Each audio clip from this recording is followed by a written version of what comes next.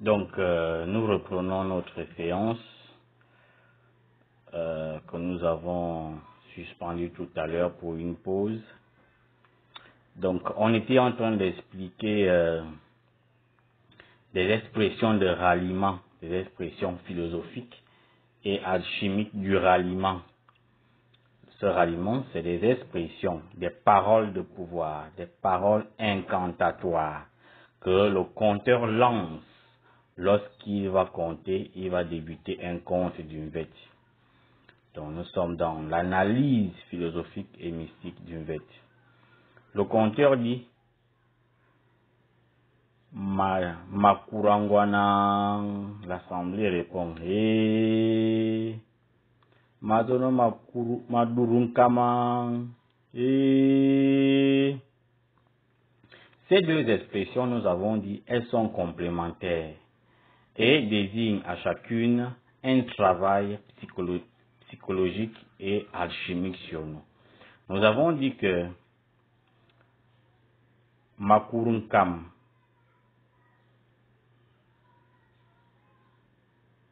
ou nous avons dit Makut, Makurangwan, renvoie à la philosophie, à une question philosophique. Makurangwan, qu'est-ce que ça veut donc dire? Makurangwan vient compléter Madurunkam, parce que on ne peut Adurunkam que si on Makurangwan. C'est-à-dire, il y a Madurunkam que lorsqu'il y a Madurangwan. C'est ce que ça veut dire. Et Madurangwan, en réalité, ça nous renvoie à plusieurs choses. Madurangwan, Makurunkam, Makurangwan peut nous renvoyer à une question alchimique. C'est ce que le bouddhisme appelle le tantrisme. C'est ce que la gnose égyptienne appelle l'Arkan Azedef. Donc, Makurangwan est une question du tantrisme, donc de ce que les gens appellent également la magie sexuelle.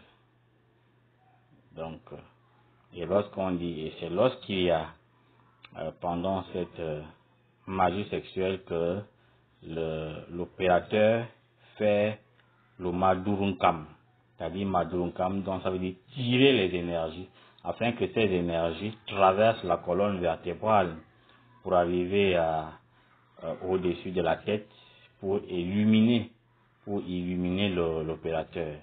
Donc on ne va pas trop s'emballer sur ces questions alchimiques, ni de comment cette magie sexuelle s'opère lorsque on Madurunkam, ou bien lorsque on Makurangwan.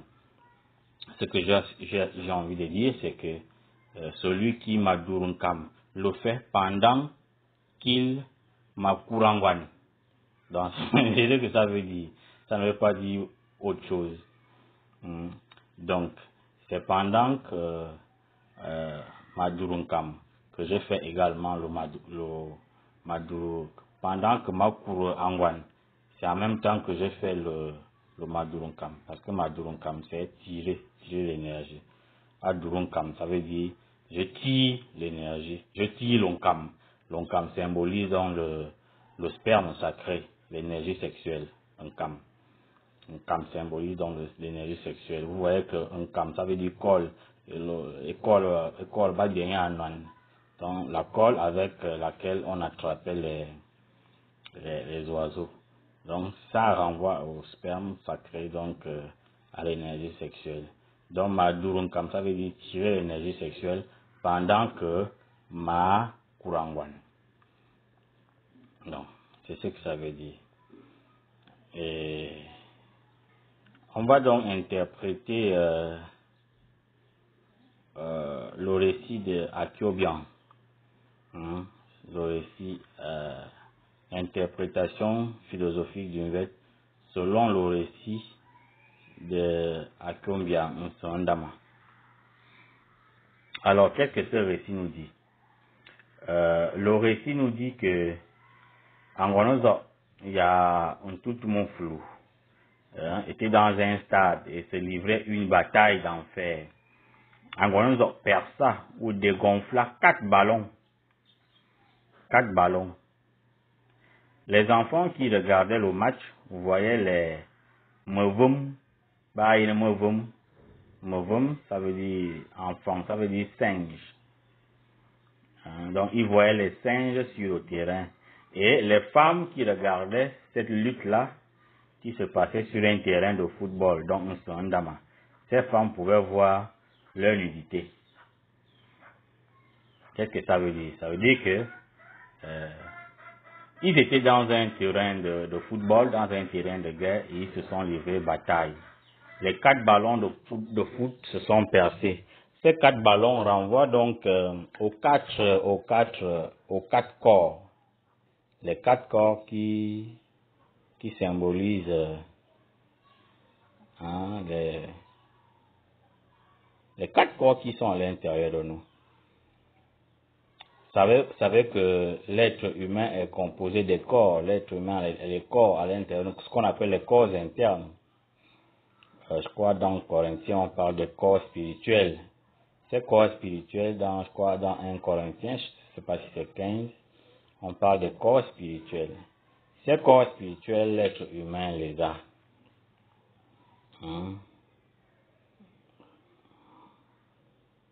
Ces corps spirituels, l'être humain les a. Donc, ce sont les 4 corps qu'on appelle les 4 corps de péché. Donc, ce sont ces 4 corps qui ont chuté en fait.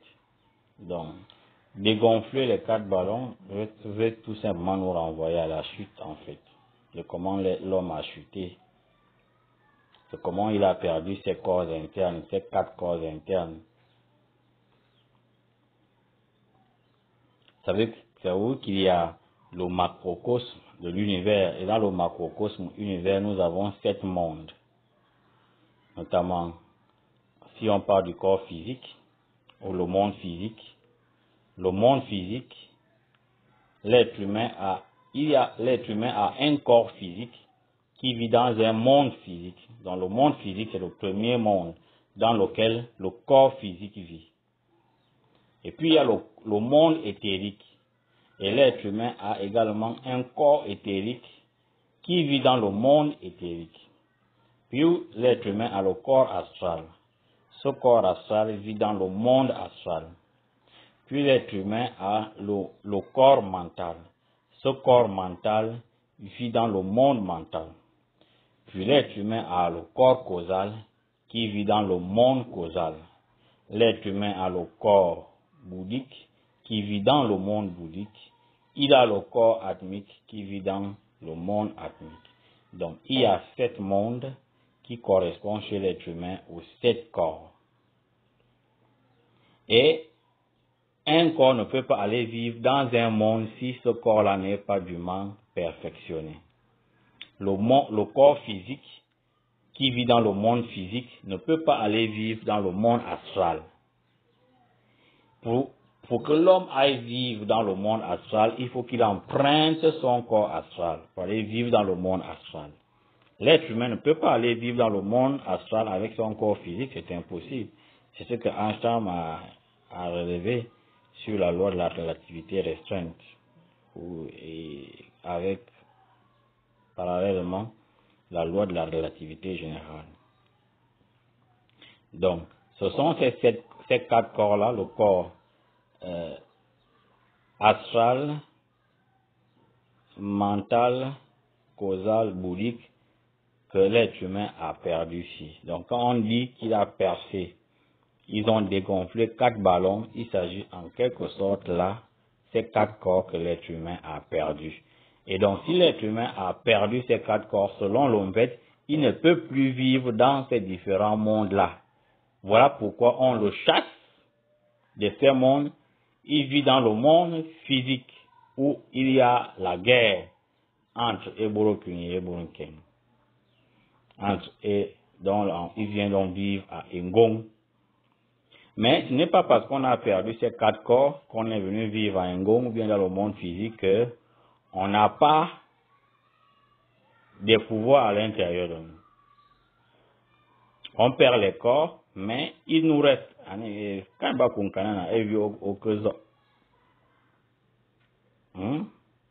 Donc, il a quand même des pouvoirs à l'intérieur de lui.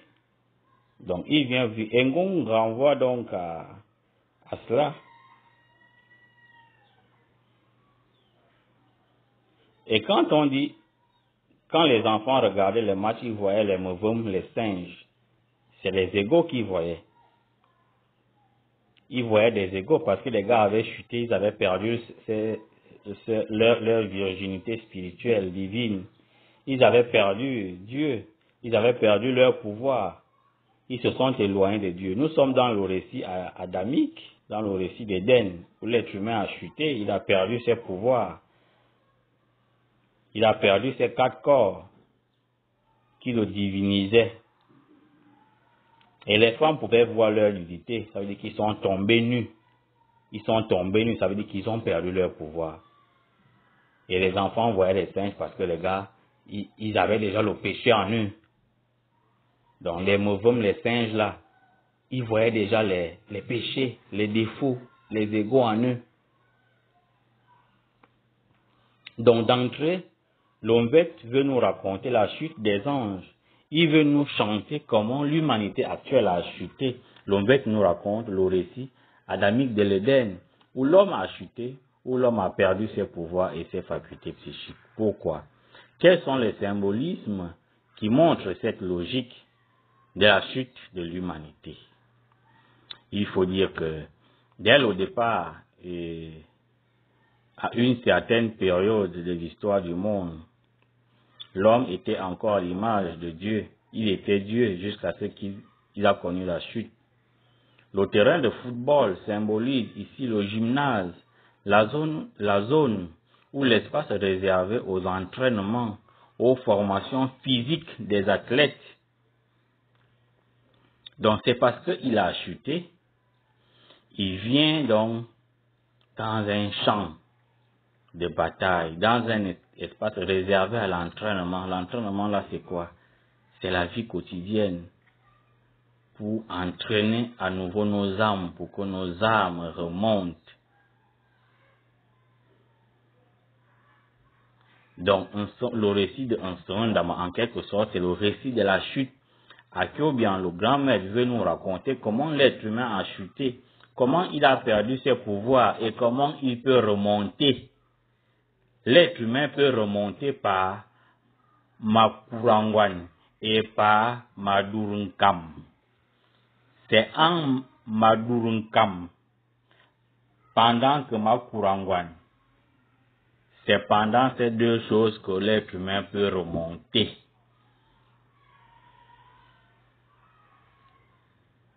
Et on l'envoie sur le terrain de football pour venir s'entraîner. Donc quand le maître Akiobian nous parle d'un Sondama, il s'agit d'un entraînement psychologique réservé aux âmes chutées pour que ces âmes remontent vers les dieux et déesses. Que ça soit clair. Et personne ne peut dire le contraire. C'est cela. Donc, le disciple sur le terrain de football, donc un sondam symbolise, le disciple doit s'entraîner, il doit se former à travers les épreuves de la vie, à travers les courses quotidiennes à l'argent et au sexe, à travers les luttes et les douleurs, la souffrance quotidienne. C'est l'endroit où le disciple doit renoncer à ses désirs de la chair, aux distractions mondaines à travers le matérialisme pour affronter ses peurs, ses défauts, ses égos avec douleur et souffrance. Donc vous voyez que même le récit d'un Sondama, le récit de la chute d'un Sondama, retrouve Makurungwan et Madurunkam. L'être humain est donc un athlète dans un gymnase, mais un athlète de l'esprit, un athlète du mental, qu'il doit dompter et stimuler. Il doit puiser en lui-même les forces de la lumière pour se parfaire, pour désintégrer ses défauts et supprimer son karma. Vous voyez, on retrouve Madurunkam et Makurangwan. Parce que Madurunkam et Makurangwan, on a dit que ça renvoie à supprimer les défauts, à désintégrer les défauts et donc à supprimer son karma. Donc, de la même manière, l'athlète dans un gymnase fortifie sa condition physique pour s'entraîner, pour faire des compétitions. De la même manière, le disciple doit affiner sa condition mentale en extirpant les défauts, causes de blocage. La logique consiste donc à dire que l'être humain a chuté, il a perdu ses pouvoirs, il s'est déconnecté d'avec Dieu. Alors, en devenant un athlète du mental dans le Sondama, où il s'entraîne, il doit donc désintégrer les défauts, les blocages psychiques. L'être humain, par ce travail, se reconnecte à la source qu'il a engendrée, donc Dieu. En Makurangwan et en Madurunkam, l'être humain rétablit le lien coupé entre lui et son divin. Voilà la philosophie Ekam racontée dans ce récit d'une vête de maître Akyobian. En Gonozo Persa ou des conflits, 4 ballons. Le ballon symbolise l'âme. L'âme. On va remarquer que le ballon a 24 quadrilatères de 5 côtés ou 24 étoiles de David. Le ballon a 24 quadrilatères de 5 côtés ou alors 24 étoiles de David. 12 étoiles sont noires, les 12 autres sont blanches. Tout le monde le sait, celui qui a vu le ballon. Les 12 étoiles noires symbolisent les ténèbres. Les 12 étoiles blanches symbolisent la lumière. C'est le pavé mosaïque de la franc-maçonnerie, blanc-noir. Symbolise la fameuse guerre entre les ténèbres et la lumière. L'âme est l'ensemble des pouvoirs. L'âme que symbolise le ballon qui a été percé par Angonozo. Ce ballon symbolise l'âme. Alors lorsqu'Angonozo perce 4 ballons, on a dit que ça renvoie aux 4 corps qui composent l'être humain. Mais en même temps, ces 4 ballons représentent l'âme. L'âme qui a chuté. L'âme qui doit se perfectionner sur le terrain de football par des entraînements. Ces entraînements qu'on appelle le gymnase psychologique. Le gymnase psychologique, c'est le lieu où on expérience la vie, où nos égos doivent bouger, bouillonner. Le but, c'est de les capter, les appréhender, les percevoir. C'est là le rôle de la philosophie. On va revenir dans la philosophie qui nous amène à avoir une manière de vivre. Cette manière de vivre qui nous permet de capter l'ego, de comprendre le moi psychologique afin de le désintégrer, Donc la philosophie n'a pas un autre enjeu, un autre objet. Tout ce qu'on voit vous enseigner à l'université, c'est piponare. La psychologie a eu un seul but, c'est de donner à l'être humain des instruments pour capter, appréhender, comprendre l'ego dans le gymnase psychologique, ça veut dire dans le Sondama, Ama Kurangwan et Ama Durunkam. C'est tout. Donc, le ballon là, avec 24 étoiles de David, 12 étoiles noires et 12 étoiles blanches, renvoie donc à l'âme. en langage alchimique et surtout chez les francs-maçons, on dit qu'il faut travailler avec le corbeau noir. Ou alors, les frères disent souvent, il faut blanchir le corbeau. Ou alors, ils vont dire, il faut blanchir le laiton. Là, nous sommes en langage de franc-maçon. Il faut blanchir le laiton. Il faut blanchir le corbeau. On parle du corbeau noir. C'est l'âme chutée. L'homme avec plein de péchés. Les maçons, ils savent ce qui sert au péché. L'âme avec plein de péchés, l'âme avec plein d'ego, plein de moi, c'est ce que les francs-maçons appellent le corbeau noir. Faut pas voler leurs expressions. Ils sont trop forts. Même si eux, ils ne s'appliquent pas ça eux-mêmes. C'est pas grave. Mais on va quand même voler leurs expressions. Donc, en même temps, ces expressions rejoignent les expressions de Makurangwan et de Madurunkam.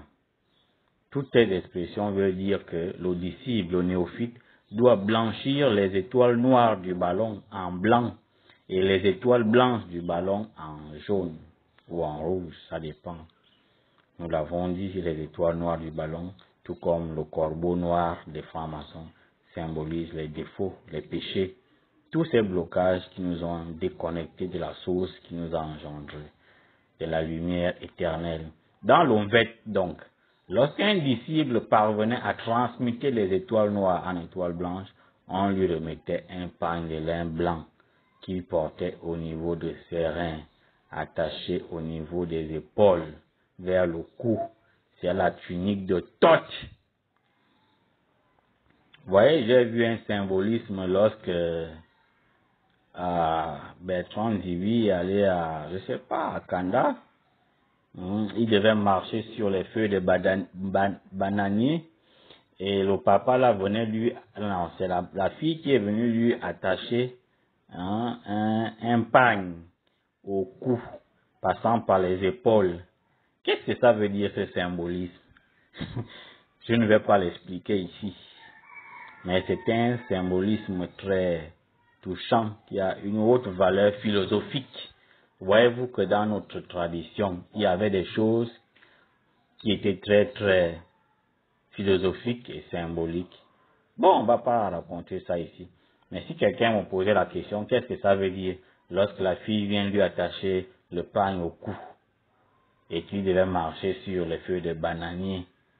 Je vais m'exprimer, mais personne ne me pose la question, cette question ici. Nous sommes en train d'expliquer le récit de Maître Akio, bien sûr, en Sondama.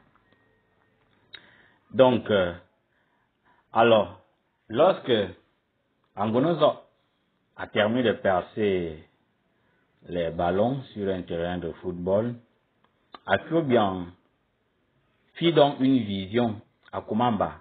Akumamba fait une vision. Akuma, dans sa clairvoyance, avec cette capacité de voir dans l'au-delà, voit et perçoit le ballon au village de Biandoumou. Au Biandoumou, je vous ai dit que je vais vous donner les noms de ces grands dieux qu'on connaît là. Au Biandoumou, là, lui, c'est Anubis. C'est lui qu'on a appelé Ampou. Parce que dans l'Onvet, c'est au Biandoumou, le maître des traditions. C'est lui le gardien des traditions. C'est lui le grand maître de la justice, au Biandoumou. C'est lui. Donc, Biandoumou, là, c'est lui que les Égyptiens ont appelé Anubis. Ampou. Dans l'au-delà, dans le monde des causes, depuis le temple de la loi dirigé par Obiandoumou, puisque on sait, hors de tout doute, que le régent du temple, du grand temple de la loi divine est Anubis. Donc c'est là-bas où Akiobian a vu le ballon, qui symbolise l'âme. Nous l'avons dit que le ballon symbolise l'âme. L'âme chutée. Donc on peut, par la loi de la déduction, on peut dire que c'est cela. Obiandoumou est donc le gardien du stade, le gardien du ballon convoité par Zemodang. Convoité par Zemodang. Et Obiandoumou, c'est lui également qu'on appelle Andoumouzok. Obiandoumou, c'est lui qu'on appelle également Andoumouzok. Ou Andoumou. Chez les femmes, Andoum. Andoum. Ou Ampou, c'est lui qui donne Ampou. La vision d'Akumamba, qui perçoit le ballon dans l'au-delà depuis sa maison physique, vient prouver qu'il était un homme parvenu à l'initiation, un Dieu fois né, l'homme qui est parvenu à la réalisation de soi, qui s'est auto-réalisé, qui a fusionné avec son être intérieur, Dieu. Dans un autre récit, on raconte comment Akumamba est arrivé à la deuxième naissance, dans la deuxième montagne, à l'auto-réalisation, ou à la fusion complète de son Dieu. Bon, on peut épargner l'auto-réalisation à ce niveau. Donc, dans la vision de Akumamba, pour percevoir la position du ballon, il cite 4 choses que ses yeux traversent. Ces 4 choses constituent les 4 éléments de la nature, à savoir le feu, le vent, l'air et la terre. Lors du cheminement du néophyte, devant traverser ces 4 éléments, passe nécessairement par les épreuves des 4, qu'on a appelées en Égypte les épreuves des 4 éléments. Oui, le candidat qui partait à l'initiation, on le faisait traverser les épreuves des 4 éléments. Et c'est ce que Zemodang va traverser. Ces épreuves des 4 éléments sont connues dans toutes les sociétés initiatiques, Rose-Croix, franc-maçonnerie, bouddhiste, Molan et tout ça là. On connaît ces épreuves des 4 éléments. Bon, on ne va pas parler de ces épreuves des 4 éléments ici. Personne ne me pose la question sur ça. Donc, ces épreuves des 4 éléments, à cette époque-là, étaient vécues en chair et en os. Ce sont les épreuves très terribles, endurantes et difficiles pour jauger le courage et la capacité et la volonté du disciple à accéder au chemin secret, au chemin initiatique. Donc, lors de ce voyage initiatique, que les francs-maçons appellent le voyage maçonnique, Zemodang va faire ce voyage initiatique, ce voyage maçonnique. Zemodang fait donc ce voyage pour aller chercher le ballon Ndama. Sans l'acquisition de ce ballon, il ne pourra jamais retourner à son village. Le voyage est donc entrepris à pied, avec une chaussure, l'autre pied nu. Et Ngwondon lui attache donc 2 fils de zalan de chaque côté du rein. 2 fils de zalan de chaque côté du rein. Et 2 fils de zalan, ça renvoie à un travail alchimique aussi. C'est le soleil et la lune. Donc, il attache le soleil du côté des reins, la lune de l'autre côté du rein. Qu'est-ce que ça veut dire? On va expliquer ça plus tard. Donc, on va juste énoncer des symbolismes qui sont dans le récit de Maître Akobian, le récit Nsondama. Donc, dans sa volonté, son Zemodang, qui a donc perdu son âme, dont l'âme est impure, dont l'âme s'est déconnectée de Dieu, décide d'entreprendre un voyage pour aller chercher le ballon que Akumamba a vu chez Obiandoumou. Aller chercher le ballon qu'Akumamba a vu chez Obiandoumou veut dire que Zemodang va à nouveau conquérir son âme qui est au temple de la loi. Conquérir son âme. Donc ça veut dire que si votre âme chute, votre âme retourne au temple de la loi et à vous d'aller le chercher. Selon l'Onvet, je ne suis pas en train d'interpréter autre chose, je suis en train d'interpréter l'Onvet. Après, maintenant, on peut juxtaposer la version normale et la version du Nvet. Mais, à comment Zemodang, ayant perdu son âme ayant chuté, doit aller la conquérir auprès d'Obiandoumou qui est le maître des traditions. Donc, il y a donc des symbolismes dans ce cours ici. D'abord, on remarque que dans sa décision d'entreprendre le voyage, il ne pourra pas revenir vers les siens sans le ballon, c'est-à-dire sans son âme tant convoitée. Ce qui veut dire que lorsqu'on décide de chercher Dieu, on ne regarde plus en arrière. Il est fractaire de dire que lorsqu'on a mis la main sur l'attelage, on ne regarde plus en arrière, on ne regarde plus le cocher. L'aventure vers le divin n'a pas de repli, il n'y a pas de renoncement, il n'y a pas de parjure. Le voyage est donc entrepris avec un pied nu et un pied avec une chaussure. C'est Akobian qui dit que Zemodan fait le voyage un pied nu et l'autre pied avec une chaussure. Pour mieux comprendre ce symbolisme, pied nu et pied avec une chaussure, on va se référer à l'initiation maçonnique. Qu'est-ce que les francs-maçons disent à l'initiation? Au premier grade de la franc-maçonnerie, donc au grade d'apprenti, le demandeur à l'initiation apparaît dans la salle avec un pied, avec le pantalon plié jusqu'au genou, un autre pied avec le pantalon baissé jusqu'aux chevilles. Pieds nus, bien sûr. Qu'est-ce que cela signifie? Dans l'image, dans cette image, le disciple est pieds nus. Le disciple qui demande l'initiation maçonnique. Pieds nus. La masse ou le maillet en main, devant une pierre qui vomit le feu. Ce Zemodan, voyageons pieds nus avec deux fils des allants, de tonnerre de chaque côté, des serins. Voyez-vous que Moïse, sur le mont Horeb, avait enlevé les chaussures pour être pieds nus à la demande de Dieu. Enlever donc les chaussures devant un lieu sacré et à l'initiation est un chemin sacré. Donc, c'est un ancien usage de l'initiation, un symbolisme très ancien. Il indique l'humilité, la simplicité, mais indique que le voyageur n'a pas besoin de charges matérielles, de richesses matérielles pour cheminer. Certaines communautés religieuses modernes marchent pieds nus en mémoire à ce symbolisme. Il symbolise aussi la nudité de l'homme devant Dieu. Nu dans le sens où l'homme n'est rien devant le sacré.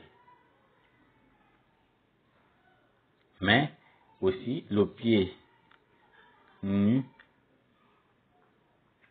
est aussi symbole de karma. Nous portons dans nos pieds le poids du karma des vies passées. Selon les anciens donc, enlever une chaussure, c'est diminuer la charge du karma pour entreprendre un long voyage initiatique. Ce Zemodan a donc diminué le poids de son karma par la grâce du protecteur, du défenseur Ampu, Anubis ou Obiandoumou. L'arrivée donc de Zemodan chez Obiandoumou. À l'arrivée de Zemodan chez Obiandoumou, les femmes le croisèrent en chemin. Elles voyaient un garçon laid, timide, mais vraiment la laideur le caractérisait. C'est la laideur de l'ego, du moi psychologique. C'est la laideur du péché.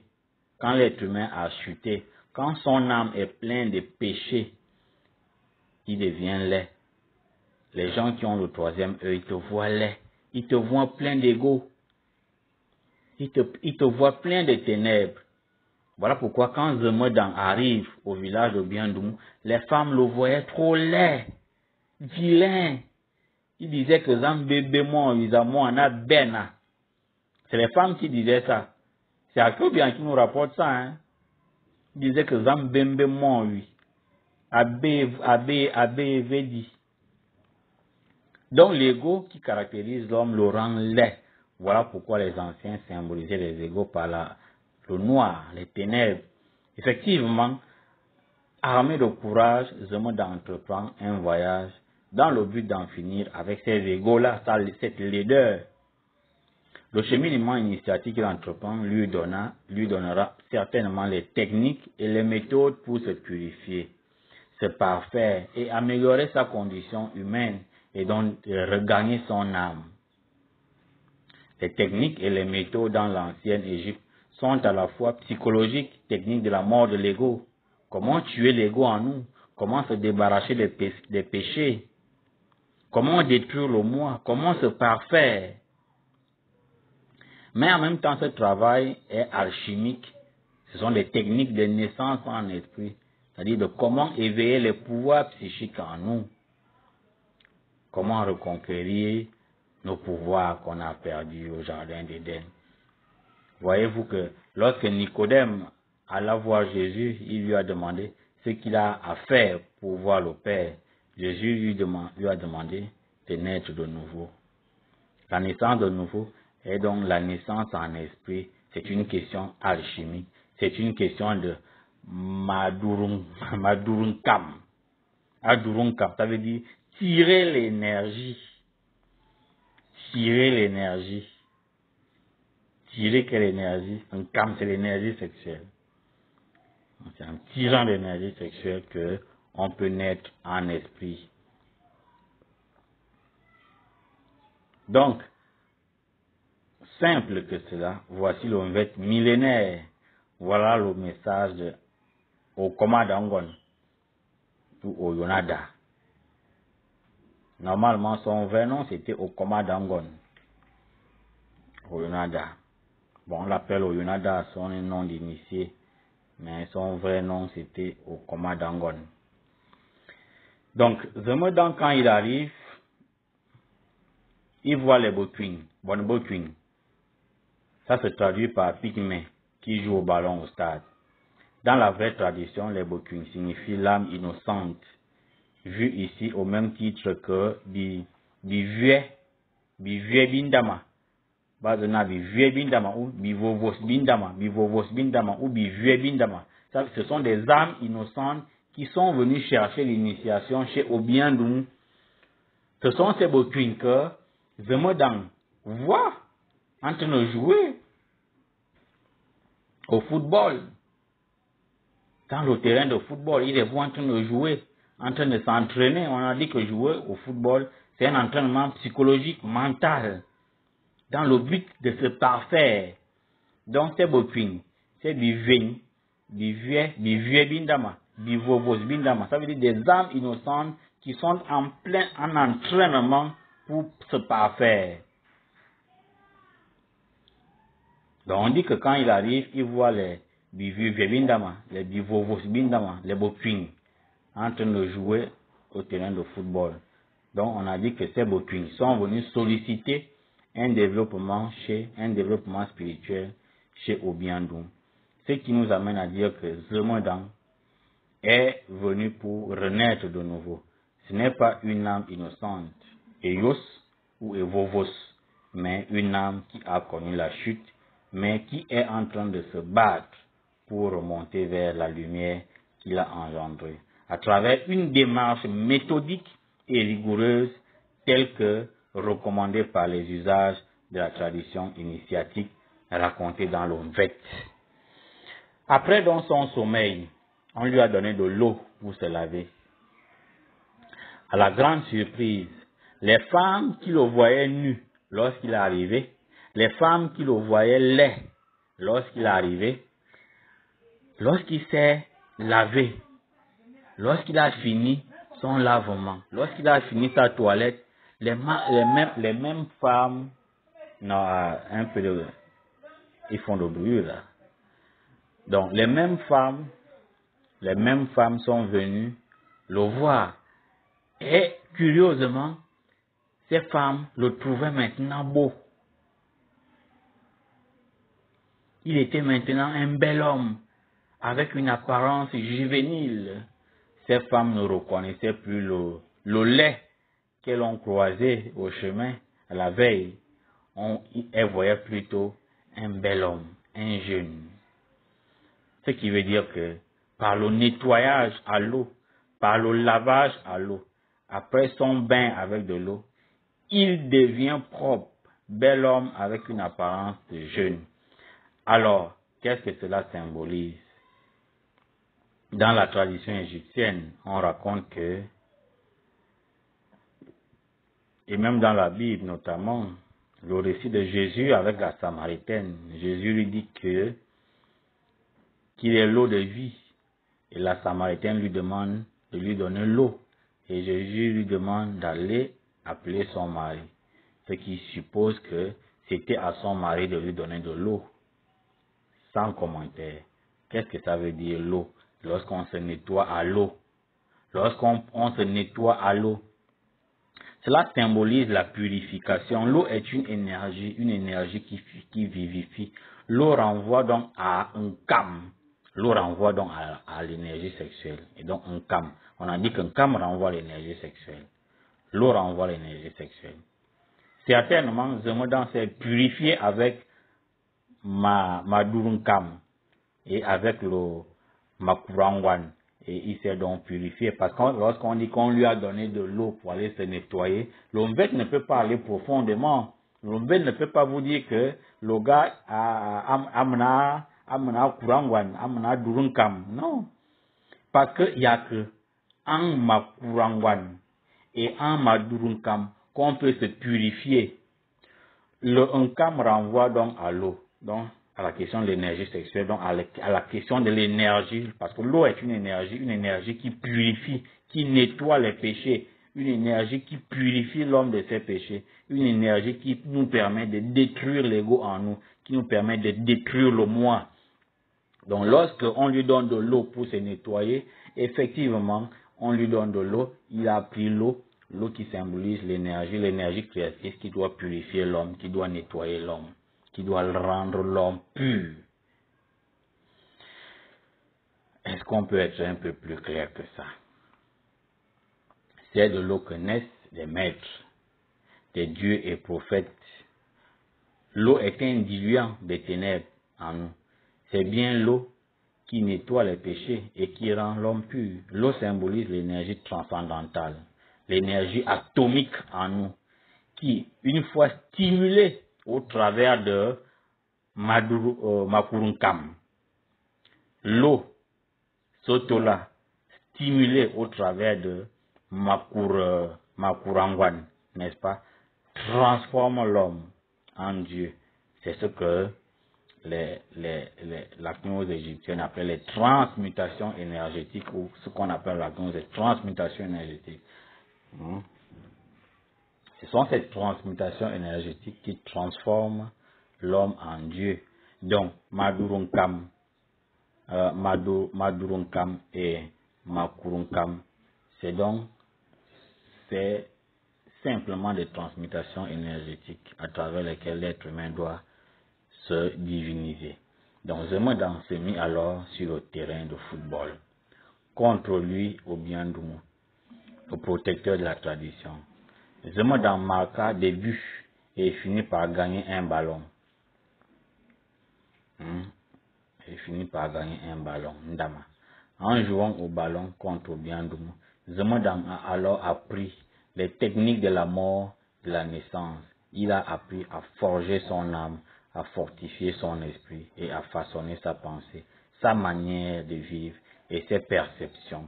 Il a appris à digérer ses goûts et à orienter ses désirs et ses distractions vers ce qui élève l'homme, vers un idéal authentique et divin. Marquer les buts signifie qu'il a gagné les batailles contre lui-même, contre l'ego, contre les émotions inférieures qui instruisent et orientent la personnalité humaine.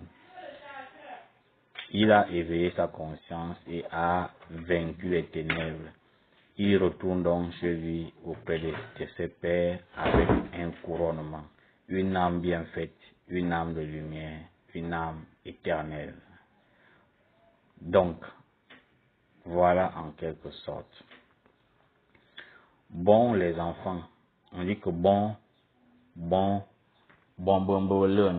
les enfants ou disciples qui jouaient au ballon, qui s'entraînaient, cela prend la signification de bivovos.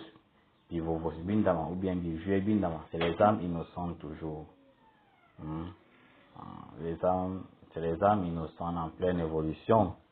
Cette évolution que Jésus dit, en patience vous gagnerez vos âmes. C'est Jésus qui te dit dans la Bible, en patience vous gagnerez vos âmes. Donc ce sont les âmes en marge de possession des âmes en marge de possession. Des âmes jeunes sans aucune expérience du monde qu'il faut entraîner dans le gymnase psychologique pour grandir, se développer et gagner leur âme. Donc voilà en quelque sorte là où on peut d'abord s'arrêter. On va continuer parce que les récits d'inverse est trop long. Donc il nous faut beaucoup de séances pour tout expliquer. Donc on va d'abord s'arrêter là jusqu'à aujourd'hui. Merci beaucoup. Les questions, on les prend.